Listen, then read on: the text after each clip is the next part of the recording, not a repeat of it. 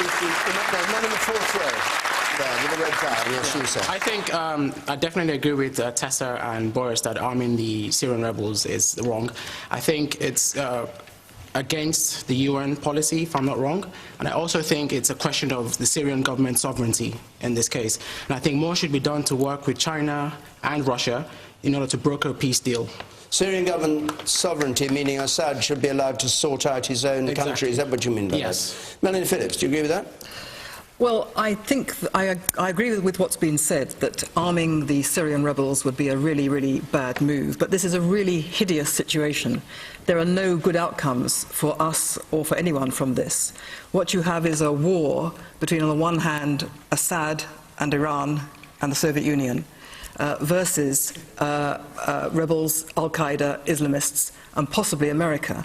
Now, I don't think that the Prime Minister had a good G8 at all. I do take the view that what he did was foolish in the extreme, extremely stupid anti-diplomacy, made the British look ridiculous, and allowed President Putin, who doesn't seem to me to be someone I would like to have back to tea with my grandma, look as if he was running the whole show.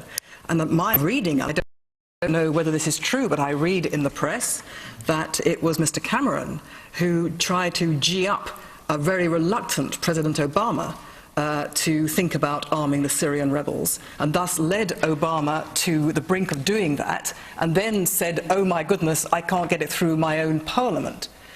What a mess.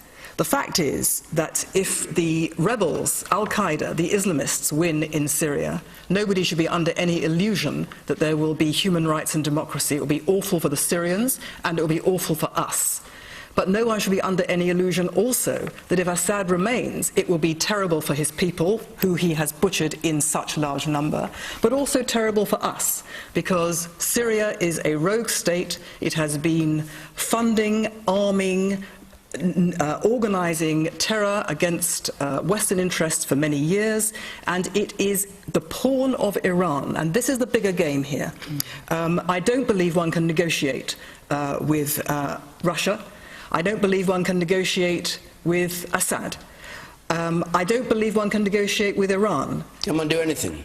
I believe that the key to this, if we're going to do anything, we should have our eye fixed on where our interests lie. And where our interests lie, as the West's interests lie, is in neutralizing Iran.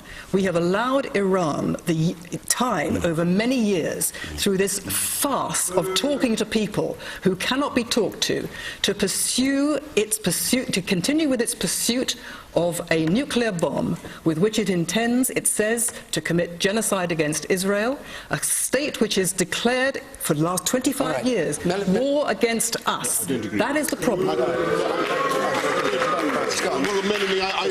is the problem, the defeatism of the British people against a clear threat to this country's interests. You are the problem. I was with you. Melanie, I was with you all the way. I was with you all the way until you said we've got to neutralise Iran, and then I just.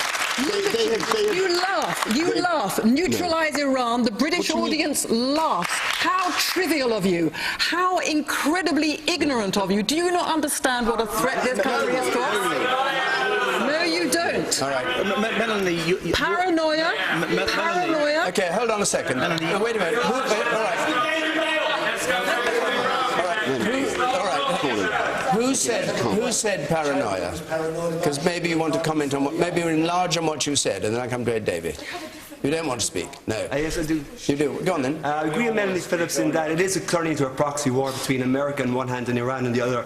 But excuse me, but I have to say as well, why does she always have to bring it back to Iran, and we can't negotiate it with Iran and Israel? Because it's the most dangerous. Very irrational.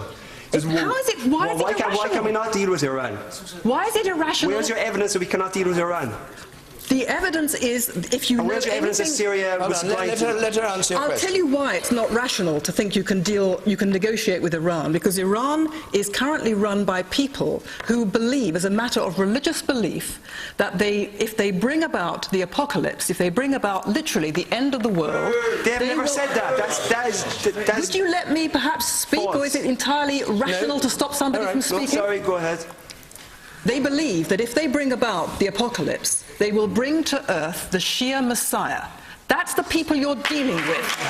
The normal Iranian does not believe that. All right, I'm afraid you are simply all right, the two of you can meet up afterwards.